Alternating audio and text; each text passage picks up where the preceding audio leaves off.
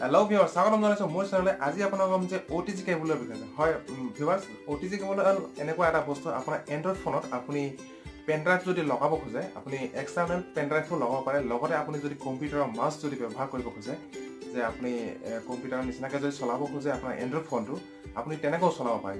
তো কেনেকৈ আপুনি পেনড্ৰাইভ আপুনি এক্সটাৰ্নেল পেনড্ৰাইভ লগাব আৰু মাউছটো কেনেকৈ চলাব, তো সেইটো আপোনাক আজি মই দেখুৱাম।